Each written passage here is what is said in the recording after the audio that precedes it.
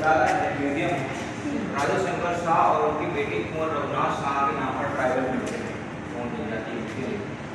और राजा शंकर शाह जो रहे गोंड समुदाय से आते रहे और यहाँ पर हमारी पांच गैलरियाँ हैं एक के बाद एक। तो हमारी जो गैलरी 1 है गोंड आर्ट एंड कल्चर को डेडिकेटेड है। यहाँ पर जो आप इंस्ट्रूमेंट देख रहे हैं एग्रीकल्चरल म्यूजिकल और इस तरह का आप देखेंगे ट्रेडिशनल ज्वेलरी, ये सारी चीज़ें जो हैं गोंड जनजाति से ही रिलेटेड है। गोंड ट्राइब से ऊपर आप पेंटिंग्स देख रहे हैं ट्रेडिशनल गोंड पेंटिंग है जिसे गोंड चित्रकारों ने बनाया है, गोंड पेंटर्स द्वारा बनाई गई। इसके अलावा पर जो सामान रखा हुआ है आप जैसे देख रहे हैं ट्रेडिशनल ज्वेलरी, यहाँ पर बलिदान दिवस मनाया जाता है हर साल। तो ऐसी ट्रेडिशनल ज्वेलरी में आते हैं यहाँ पर गोंड समुदाय से संबंध रखने वाले लोग सामान्य और सामान्य संरचना। यहाँ पर एक डॉक्यूमेंट्री है 5 मिनट का जिसमें आपको गोंड जीवन शैली के बारे में इंफॉर्मेशन दी जाएगी। 5-6 मिनट की है, इसको आप देखिए।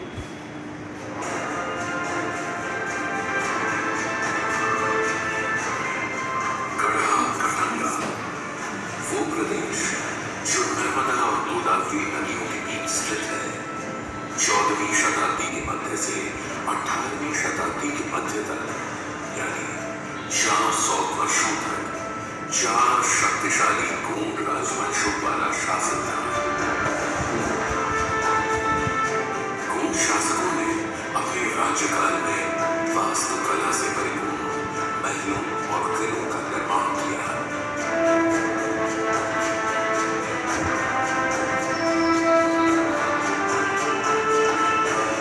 इन शानदार किलों के खंडहर इस क्षेत्र में गोंड शासन की सीमा और शक्ति दोनों को दर्शाते हैं। इस क्षेत्र को लोकप्रिय रूप से गोंडवाना भी कहा जाता था क्योंकि यहाँ बड़े पैमाने पर गोंड समुदाय बसा हुआ था।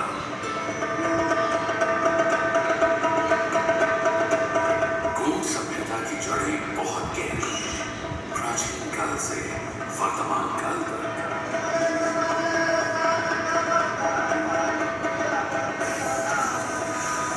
गोंड शब्द गोंड से आया है जिसका अर्थ है हरा पहाड़। प्रकृति के साथ अगाध प्रेम गोंड संप्रदाय का मूल मंत्र रहा है।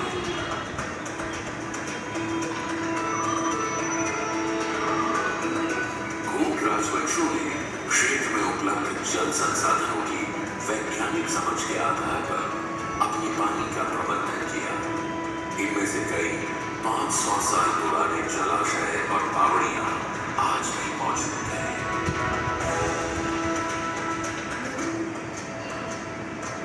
गोंड आदिकाल से ही स्थायी कृषक रहे हैं। वे महुआ के फूल, फल और विभिन्न प्रकार की जड़ें इकट्ठा करते हैं। उनके हृदय में महुआ कल्प वृक्ष का रूप है जिसका जन्म से लेकर मृत्यु तक कई समारोहों में इस्तेमाल होता है। आज के बदलते युग में भी गोंड समुदाय की लोक चिकित्सा पद्धतियों की अपनी सदियों पुरानी परंपराएं संरक्षित है। वे उपचार के लिए विभिन्न पौधों की प्रजातियों का उपयोग करते हैं।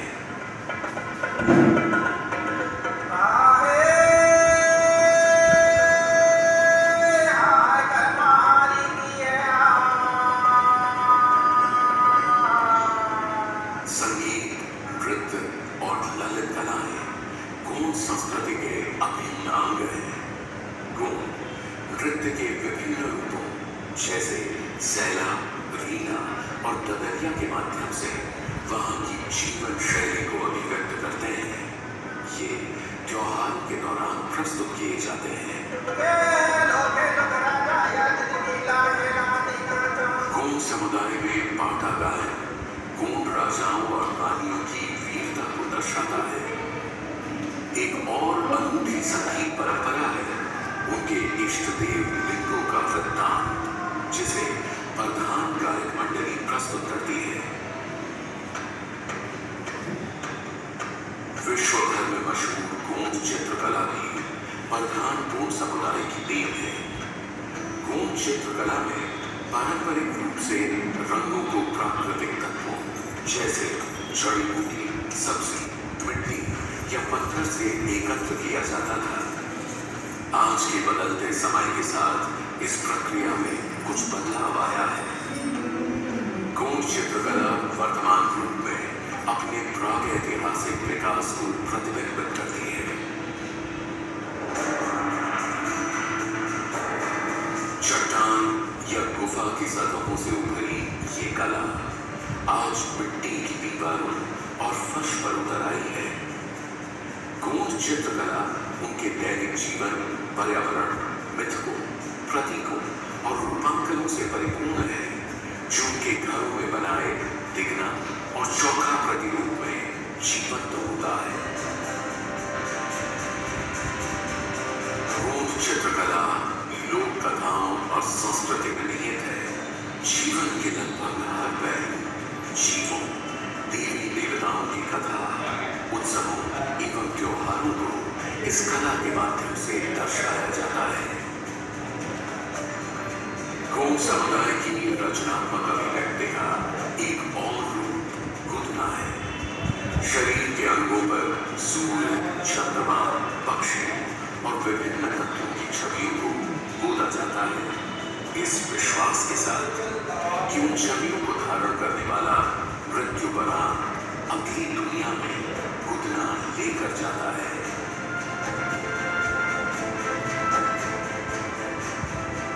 आज के बदलते परिवेश में भी गूढ़ समुदाय मूर्त और अमूर्त दोनों रूपों में बसी अपनी सांस्कृतिक धरोहर को संरक्षित कर रहा है।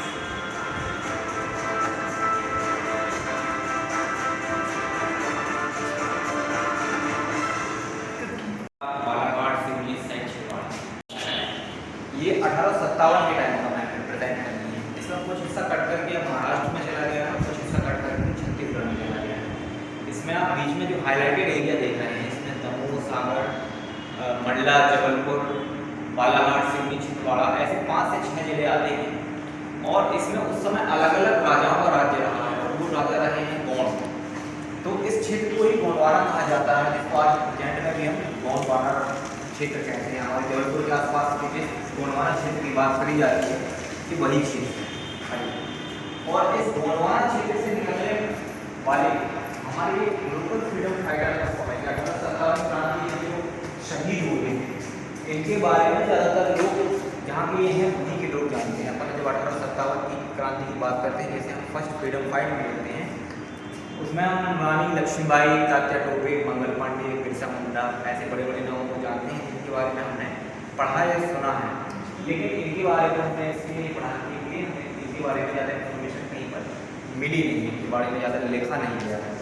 तो ये हमारे लोकल फ्रीडम फाइटर हैं और उस समय हमारे क्षेत्र का काफ़ी योगदान रहा है। यहाँ पर दिखाया जाएगा कैसे उस समय अंग्रेजों ने छोटी छोटी बातों पर कर लगा करके लोगों को मतलब त्रस्त किया था, तो धीरे धीरे वो विद्रोह एक क्रांति बन गया था। स्वतंत्रता संग्राम के इतिहास में ऐसी घटनाएं दर्ज हैं जो आज भी हमारे बीच देशभक्ति की भावना जगाती हैं, उसे ऊर्जा देती है।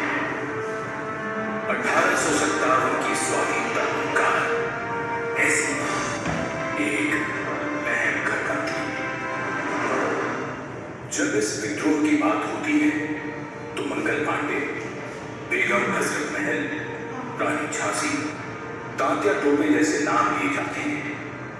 इन देशभक्तों ने अपनी मातृभूमि के लिए अपने प्राण न्यौछावर कर दिए। माना जाता है कि ये ब्रिटिश ईस्ट इंडिया कंपनी के खिलाफ संगठित प्रतिरोध की पहली ज्वाला थी।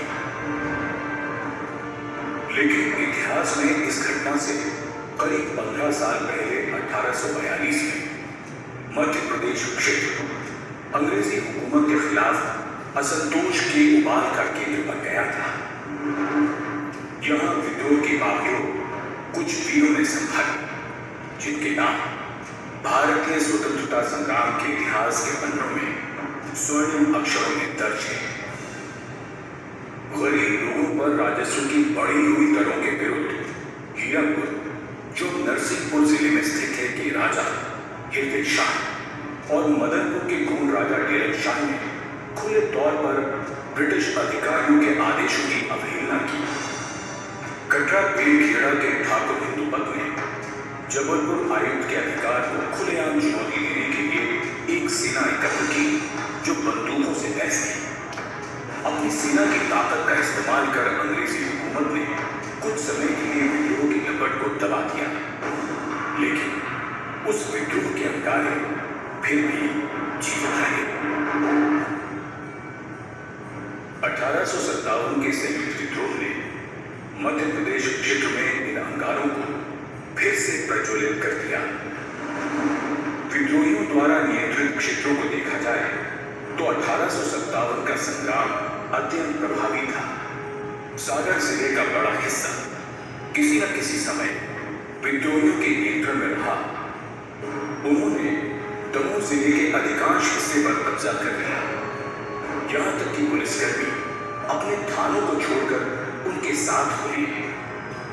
उन्होंने ब्रिटिश अधिकारियों को जिला मुख्यालय छोड़ने के लिए भी मजबूर कर दिया। जबलपुर में विद्रोहियों ने बर्गी क्षेत्र पर कब्जा कर लिया और अधिकांश मंडला को ब्रिटिश नियंत्रण से छीन लिया। नवंबर में डिप्टी कमिश्नर वॉलिंगटन ने मंडला शहर छोड़ दिया और सियोनी चले गए। जनवरी के मध्य तक वो मंडला का नियंत्रण हासिल करने में असफल रहे। इसके अलावा मार्च 1858 के अंत तक रामगढ़ तालुका भी विद्रोहियों के हाथों में रहा। रानी अवंतीबाई लोधी, गदाधर तिवारी, बिहारी गुण, ध्यान सिंह, डेलन शाह गुण, मेहरबान सिंह, नवाब फाजिल मोहम्मद खान, भीमा नायक, इनायत हुसैन, खजिया नायक, राणा, तात्या भीम, बाबू राव, ये वो नाम हैं जिनके बलिदान के चर्चे आज भी प्रबल हैं। इस क्षेत्र के वीर और वीरांगनाओं ने भारत मातृभूमि को स्वतंत्र करने की मुहिम में अपना सर्वस्व न्यौछावर कर दिया और अपने लहू से इस भूमि को सींचा। आज भी उस बलिदान की गूंज सुनाई देती है। और सर ये वाली बिल्डिंग ये कचहरी हुआ करती नहीं जी अंग्रेजी में, और यहाँ पर उनका दरबार हुआ करता था। और इसी दरबार में जी अंग्रेजों ने राजा शंकर शाह और उनके बेटे कुंवर रघुनाथ शाह को मौत की सज़ा सुनाई थी। दरअसल उन्हें फांसी की सज़ा हुई थी, लेकिन बाद में जनता में दहशत फैलाने के लिए उन्हें तोप से उड़ा दिया गया। हाँ सर। तो यहाँ पर प्रोजेक्टर में डॉक्यूमेंट्री है, इसमें देखेंगे कि कैसे मुखबरी के द्वारा उन्हें अरेस्ट करवाया गया हाँ जब वो मालक देवी की पूजा कर रहे थे, कुल देवी की, जी और फिर कैसे बाद में उन्हें तोप से उड़ा दिया गया। बैठिए आप।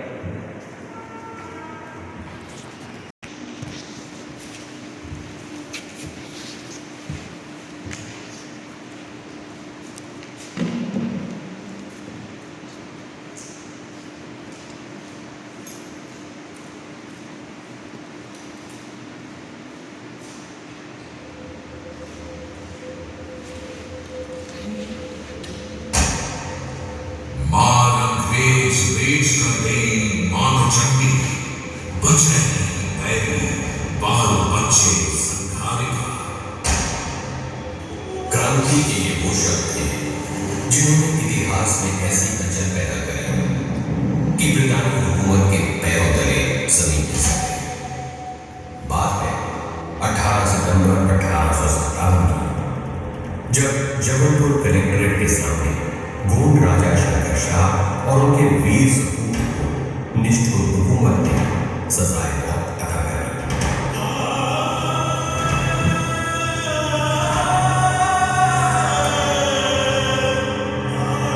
पर ये सब हुआ कैसे? इतिहास के पन्नों में कुछ नाम ऐसे चमके थे, इस धरती माँ के गौरव को सूर्य समान दमके थे। समझना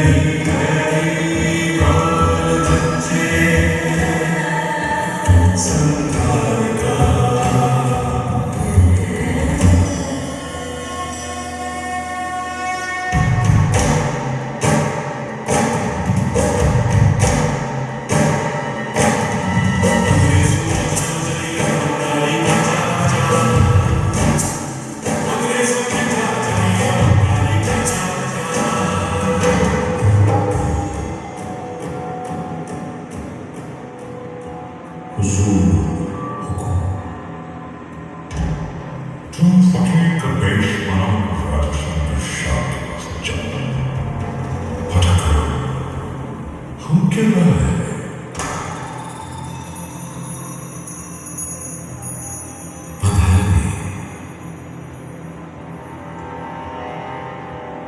मैं मां नर्मदा के तट पर आराधना करने जा रहा हूं। आपकी कोई मंशा हो तो बताएं। इन अंग्रेजों का नाश हमारे हाथों संपन्न हो।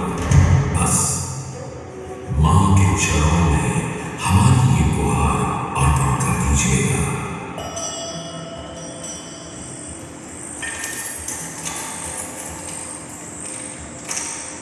Catch them! पकड़ो मैं! अंग्रेजों पे जान चली गद्दारी का चर्चा। धोखा दे राजा जी को बेबंदी का बेड़ा दिया। धोखा दे राजा जी को बेबंदी का बेड़ा दिया। इस षड्यंत्र के लिए अंग्रेजी हुकूमत तुम्हें और तुम्हारे बेटे को मृत्युदंड देती है।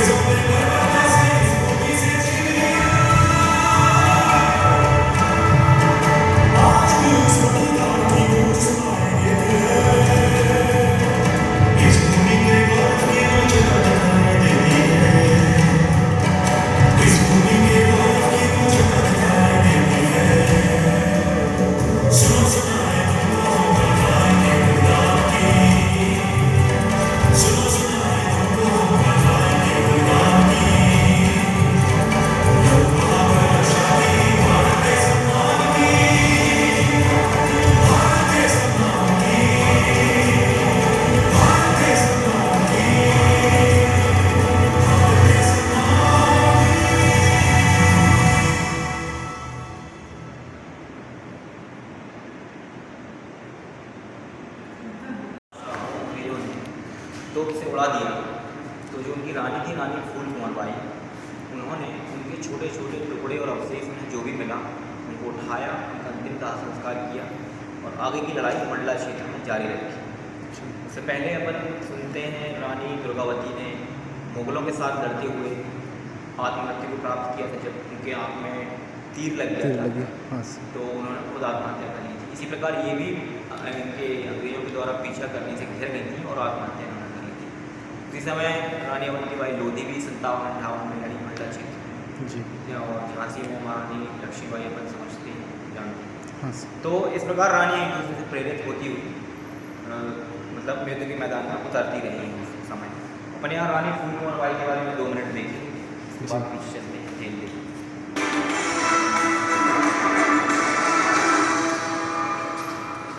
शुक्रवार का दिन तारीख 18 सितंबर 1857 राजा शंकर शाह और उनके बेटे कुंवर रघुनाथ शाह को अंग्रेजी शासन ने बगावत के झूठे आरोप में दोषी ठहराया और उसी दिन सूरज ढलने से पहले तोप के मुंह में बांधकर बेरहमी से उड़ा दिया। राजा शंकर शाह की पत्नी रानी फूल कुंवर बाई पर अतः दुख का पहाड़ टूटा, परंतु उन्होंने अपना साहस नहीं खोया। यही वो स्थान है जहां से रानी ने अपने पति एवं पुत्र के अवशेषों को एकत्र किया और एक पत्नी एवं मां का कर्तव्य पूर्ण करते हुए उन दोनों वीरों का विधिवत दाह संस्कार किया। उनके अंदर प्रतिशोध और देश प्रेम की ज्वाला धधक रही थी। भारत मां की रक्षा जिनका धर्म रहा, उस गौड़ राज की परंपरा का निर्वाह करते हुए रानी फूल कुंवर ने अंग्रेजी हुकूमत के खिलाफ हथियार उठाने का संकल्प कर लिया। मंडला क्षेत्र में उन्होंने अंग्रेजों के साथ कई मुठभेड़ों का नेतृत्व किया और वीरों के रक्त से सींची इस रणभूमि पर अपने प्राण त्याग किए।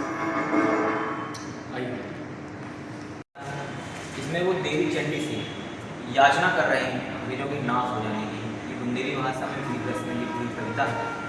इसमें वो देवी से याचना कर रहे हैं अंग्रेजों के नाश हो जाने की, और इस कविता को ही अंग्रेजों ने जब उनको अरेस्ट किया और उनके खिलाफ मुकदमा चलाया तो एविडेंस के रूप में इस्तेमाल किया कि आप हमारे शासन के खिलाफ विद्रोह कर रहे हैं, लोगों को भड़का रहे हैं और उन्हें सजा दी। जैसा कि आपने देखा उन्हें सजा देकर के मार दिया। ऐसे वो देखिए और रघुनाथ इनमें सेंसर लगी हुई है और लॉक सेंसर मान लीजिए देने के लिए जैसे आप ऐसे हाथ रखें तो ये जय जैसे फिर से लगा लेना तो जय जोहार। फिर से हटा देना।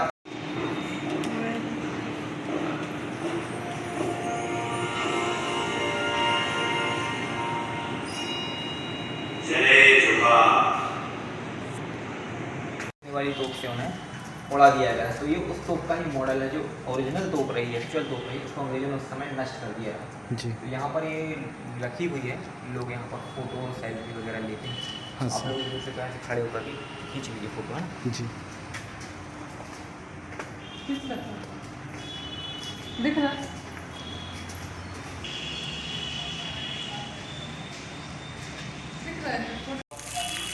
गोंड बाहुल्य इलाकों में ऐसे चौहान आपको मिल जाएंगे देखने के लिए, जी। या फिर जहाँ पे गोंड समुदाय से रिलेटेड किले।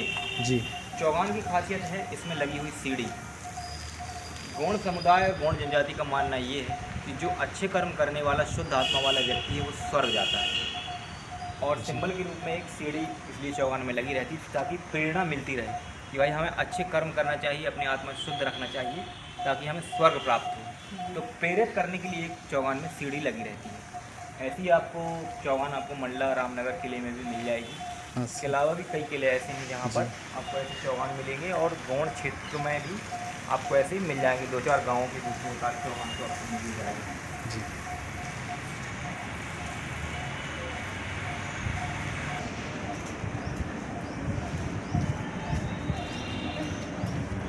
आइए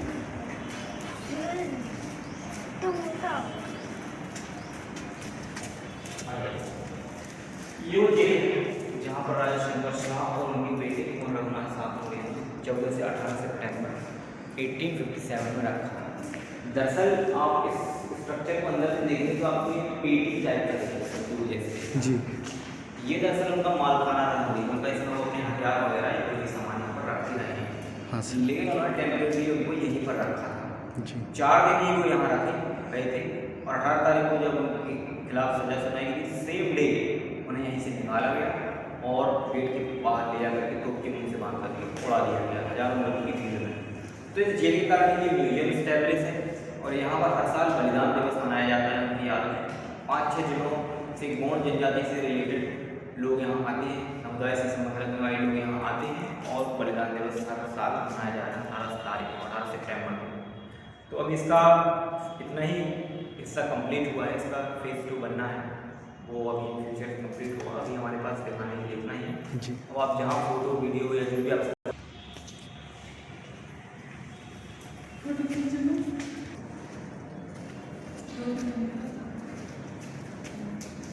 विनम्र श्रद्धांजलि।